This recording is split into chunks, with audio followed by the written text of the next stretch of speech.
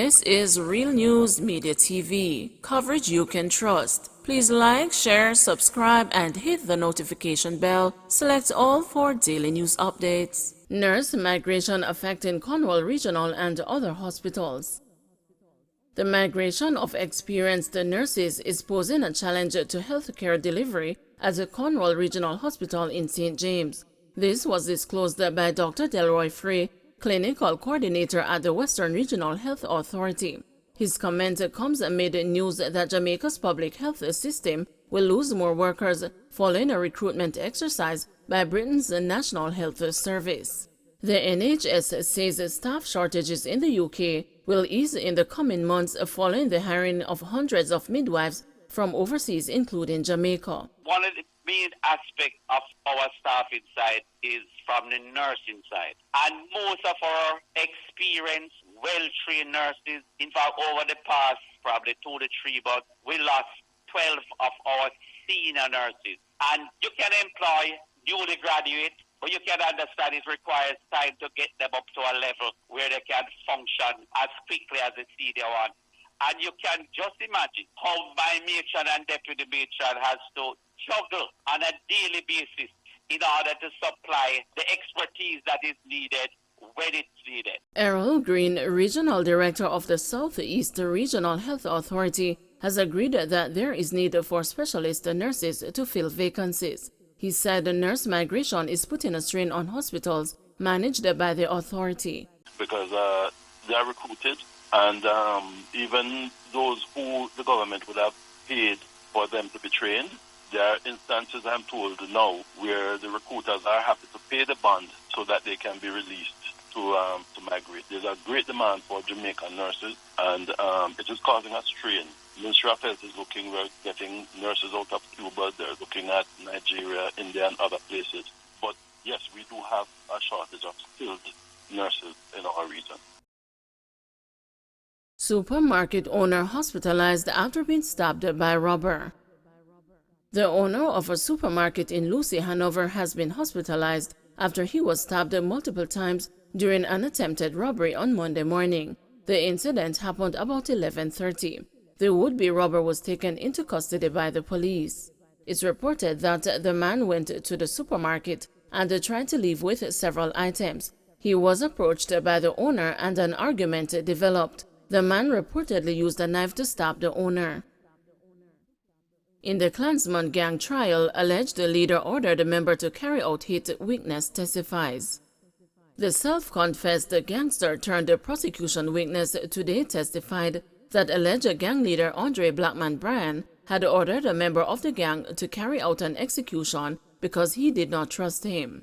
The gangster was shot and killed during a confrontation with the police. The witness testified that Bryan had given him the instruction via phone. The phone was on speaker when he was giving instruction who him want to do the shooting, and him say him want Razine to do it because him not trust him, he said. According to the witness, defendant Jazeel Squeeze-Eye Blake had driven the getaway car and had traveled with the defendant Fabian Crooks Johnson and the now deceased members Razim and Sus. Both Razim and Sus were killed during an alleged confrontation with the police on January 25, 2019, following a car chase. A police witness had testified that he had been tipped off by the prosecution witness about the planned execution and that a police team had been dispatched to foil the murder.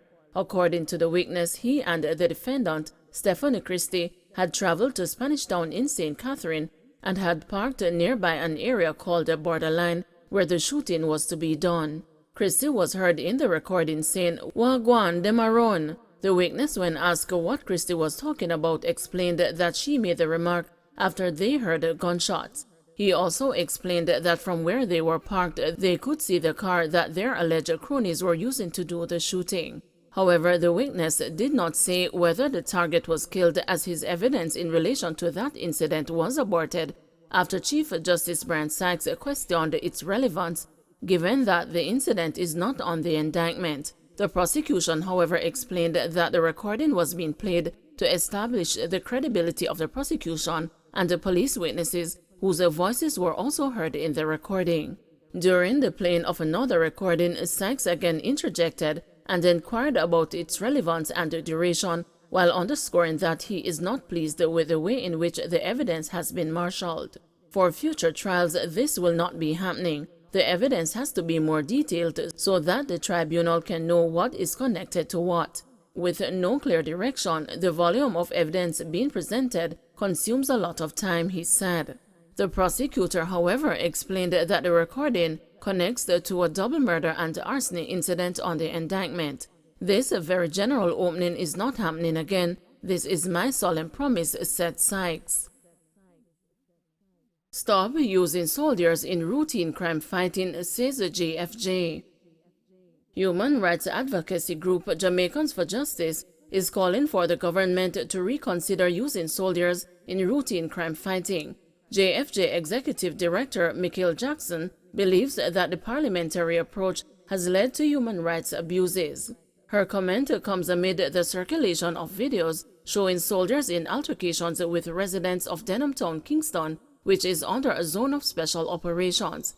In one of the altercations, a man who was detained by soldiers alights the JDF jeep and is then beaten with a rifle by one of the lawmen. In a second incident, a soldier is seen kicking at and using his rifle to push a supposedly pregnant woman who repeatedly advances at him. I want to point out firstly that the video is a snippet of an entire situation that we know not what else would have occurred. But certainly from that snippet, we see a soldier kicking a pregnant woman, and there is no appropriateness for use of force in that particular situation when that woman is unarmed, so to speak. The impetus has to be on the soldier in de-escalating that situation. We've heard statements that soldiers aren't trained for civilian engagement, and one of the things we have called for is sustained training, and JFJ's call is beyond training.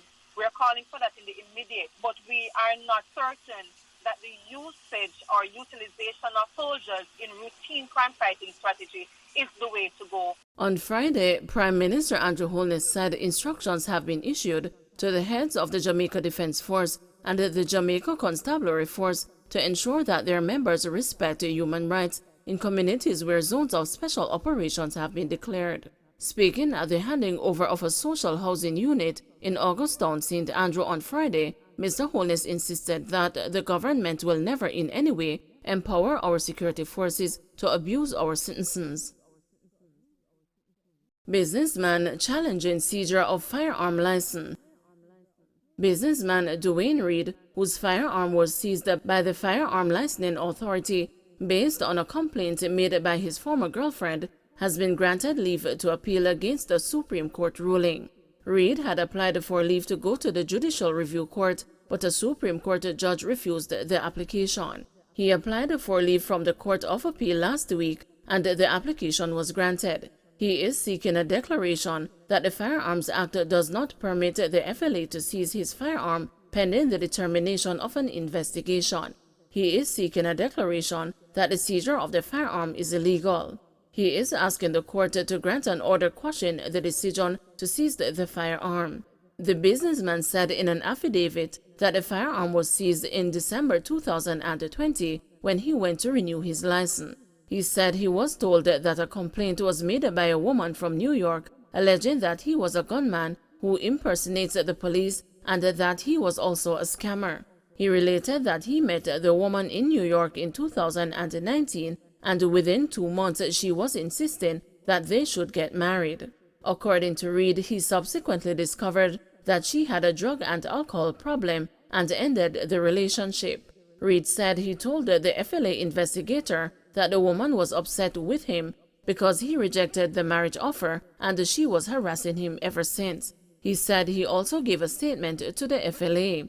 He stated in his affidavit that the woman had even sent persons to threaten his life. I believe my life is in great danger, and I have told the respondent this, he said in court documents. Reed said when he went to the FLA, he was informed about the complaint and that he had denied the allegations. Attorney-at-law Hugh Wildman, who is representing Reed, says documents are now being prepared for filing so he can get an early date for the appellate court to hear the matter. The FLA is the respondent in the matter. Shock as a dead baby found in downtown Kingston.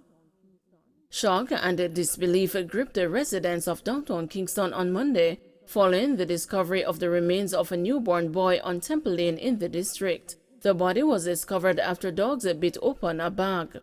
The police were subsequently alerted and, upon their arrival, found the dead baby wrapped in a newspaper inside the bag.